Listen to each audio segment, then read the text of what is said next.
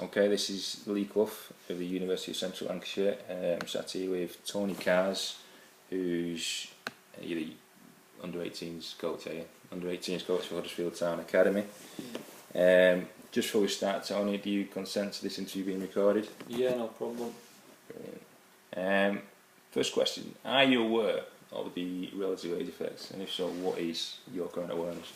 Yeah, aware of it, certainly from obviously we roll at the club and doing the youth module courses that the FA have run 1, 2 and 3. They dip into quite a bit of it there about sort of the birth bias and stuff like that, and you know, when kids are born and the effect that has on their identification and the opportunity to come into academies, and then the sort of initial development and progress from there.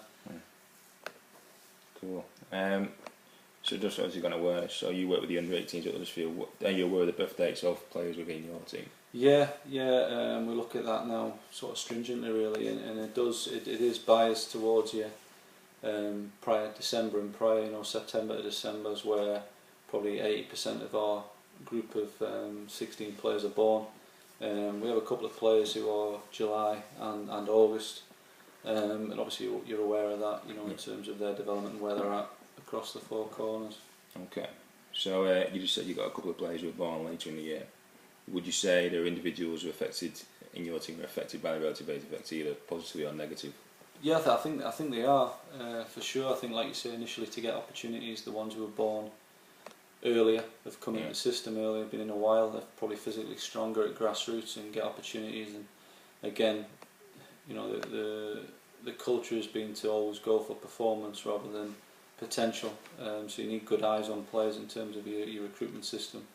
I would say that the younger players in the team, a lad in particular who was born in July, who only came in 12 months ago, and another lad we had who came born in August, came in as an under 15. They're both physically, believe it or not, very strong. Yeah. They're both over 6 foot. I think they've always been tall and strong players. Certainly with the player we've got in August, though, his discrepancy, if you like, is psychological. Yeah. He's not matured mentally yet, or he's in the process of doing so. So in terms of that mental toughness, mental strength, and those winning mentality, skills and traits you look for in an under-18 player, he's still got a way to go on that, and it's obviously something that we're trying to improve him at. Okay, so you just said that you wanted to help him with this. Have you got any strategy in place to help these players?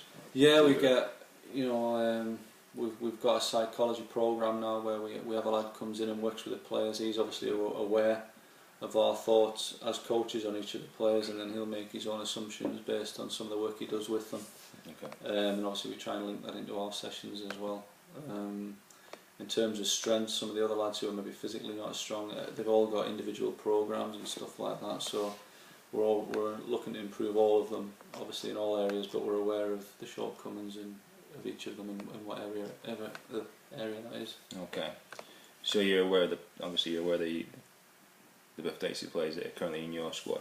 For players that say come in, so you're trying to identify players that are coming in, does the relative age of that player consideration in your recruitment of them? Yeah, it does. I mean, you get players in on trial, and you'll assess them again technically. Tactically, it's very difficult if they've not been in the system. Certainly at their age that we're at, 16, 17, you find lads who come in who physically might be quite good, technically not bad. Tactically is normally the big problem, and then once they get into the system, and they've probably always been the best player wherever they've been, they come into our environment, if you like, then psychologically they find it difficult because suddenly they're really challenged. But again, you know, we look at when they are born and stuff like that, and it does get taken into consideration. I would say at that age, as a 17 or 18-year-old player, if you are one of the older ones coming in on trial, it probably will work against you if you've got shortcomings, because you'll be looked at as a, you know, in theory, more developed player with less of a window to improve. Whereas if you're a lad coming in on trial at that age who's a June or July, we will have conversations, and it'll be around the lines. Listen, this is a very young player. You know, he's got a lot of time really in terms of, you know, development still to come. Okay. So with that in mind, when you're identifying young players, what factors do you look for? Well, I mean, unfortunately, I helped write our recruitment strategy around talent ID for our EPPP document, which was important. And again, it highlights the importance of our scouts knowing the date of births of players, of understanding if players are playing up or players are playing down and all these things, because I think, like you say, historically it's always been a case of going in and finding the best player, but you know, very often that's physically the strongest player. Who's that? You know, in the document it goes on about looking for game intelligence, awareness, good decision making skills, resilience, which you'll find generally in the less physically strong, powerful players at that age. You know, that resilience, that willingness to keep having a go, keep trying to do the right things. The player who might hit one pass where you think, oh, didn't see that, you know, just that little bit of craft, that little bit of intelligence as well.